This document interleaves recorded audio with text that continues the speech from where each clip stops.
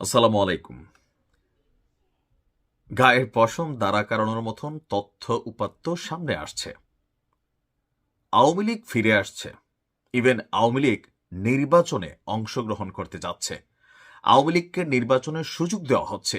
এমনই চাঞ্চল্যকর তথ্য আজকে গণমাধ্যমে আসলো যে ভারত বাংলাদেশের যে নিরাপত্তা উপদেষ্টা ছিলেন, কয়েকদিন আগে আমাদের নিরাপত্তা উপদেষ্টা খলিল সাহেব, তিনি আপনার সম্প্রতি ভারত সফর করে আসছিলেন। সেখানের যে জাতীয় নিরাপত্তা, তার সাথে নিরাপত্তা উপদেষ্টার সাথে কিন্তু একটা বৈঠক হয়েছিল। সেই বৈঠকে গোপন ষড়যন্ত্র নাকি হয়েছে। আর এই সকল চাঞ্চল্যকর তথ্য কে দিয়েছে? ওয়ান কাইন্ড অফ অতিরিক্ত গুজব, অতিরিক্ত মিথ্যা বলে, মানে বিকাশ নুরুর দলের যিনি আছেন রাশেদ, মানে কি বলে নিজেও মাঝে মাঝে বোঝে না। মোশাররফ করিমের একটা নাটক দেখছিলাম, ওয়াও না ওয়াও, ওই যে ক্ষেতের মধ্যে নেমা কৃষকরে, আরে আমার দেশের কৃষক, কয়েকদিন আগে আমার দেশের রত্ন, এরকম একটা ভিডিও ভাইরাল হয়েছে। তো রাশেদ যে এই তথ্য দিছে, রাশেদের কোন গোয়েন্দা সংস্থা এই তথ্য দিচ্ছে, সেটা হচ্ছে একটা প্রশ্ন। মানে এরা মাঝে মাঝে এমন কথা বলে পুরো দেশের মধ্যে আউলাই ফেলে। আচ্ছা, কি বলছে? যে আগামী জাতীয় নির্বাচনকে কেন্দ্র করে দেশ বিদেশে নানান ষড়যন্ত্রের আভাস মিলছে। গণ অধিকার পরিষদের সাধারণ সম্পাদক রাশেদ বলছে, বাংলাদেশ এবং ভারতের নিরাপত্তা উপদেষ্টাদের সাম্প্রতিক যে বৈঠক ছিল, সেই বৈঠকে নাকি আওয়ামী লীগকে আসন্ন নির্বাচনের সুযোগ করে দেওয়ার বিষয়ে আলোচনা হয়েছে। তো ওই সময় কি রাশেদের কোনো লোক ওইখানে উপস্থিত ছিল বা এদেরকে পাত্তা দিচ্ছে, ওই লেভেলে গেছে? এদের কাজই হচ্ছে দেশে গুজব ছড়ানো। আওয়ামী লীগ থাকতো এরা সারাদিন গুজব ছড়াইতো, এখনো গুজব ছড়ায়। এই দলটাই গুজববাজ হয়ে গেছে।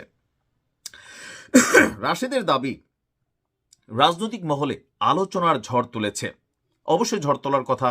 কেউ ইয়ানাফসি পড়তেছে, শেখ হাসিনা বাংলাদেশে আসবে, আওয়ামী লীগ নির্বাচন করবে, এই ঘোষণা আসার পর এই দেশে অর্ধেক মানুষ আবার গর্তের মধ্যে ঢুকে যাবে। এটাই হচ্ছে বাস্তবতা। আর এর মধ্যে রাশেদরা সবার আগে দৌড়ে পালাই যাবে, এটাই হচ্ছে বাস্তবতা। এটা নিয়ে ভয়। এখন রাশেদের দাবি যে সংশ্লিষ্ট কোনো রাষ্ট্রীয় পক্ষ এ পর্যন্ত কোনো বিষয়ে মন্তব্য করেনি। তা আমরা তো দেখছি না। আমরা তো দেখছি প্রধান উপদেষ্টা বলছেন যে আওয়ামী লীগকে নির্বাচনে আনার সুযোগ নেই, এরকম তথ্যই তো দেখছি। নির্বাচনের তফসিল ঘোষণা হচ্ছে, আওয়ামী লীগের রাজনৈতিক নিষেধাজ্ঞা দল থেকে ওঠে নাই। ট্রাইব্যুনাল 1 আন্তর্জাতিক অপরাধ আদালতের যে বিচার, সেখান থেকে আমরা তো কোনো রকম আওয়াজ কোনো কিছুই দেখি না। কিন্তু রাশেদ জিন পাঠাইছিল সম্ভবত আমাদের নিরাপত্তা উপদেষ্টা খলিল সাহেবের সাথে। ওই জিন আইসা ওনারা নিশ্চয় সবকিছু বইলা দিছে, মানে এটাই তো মনে হচ্ছে। অথবা ওই বৈঠকে ভারতের মধ্যে রাশেদের এত বড় হাত আছে যে ভারতের কথা তলে তলে হয়তো তিনি শুনছেন। বাংলাদেশের জনগণের রায় নিয়ে নয়, বরং পর্দার আড়ালে বৈঠকের মাধ্যমে আওয়ামী লীগকে আবারও ক্ষমতায় আনার চেষ্টা চলছে।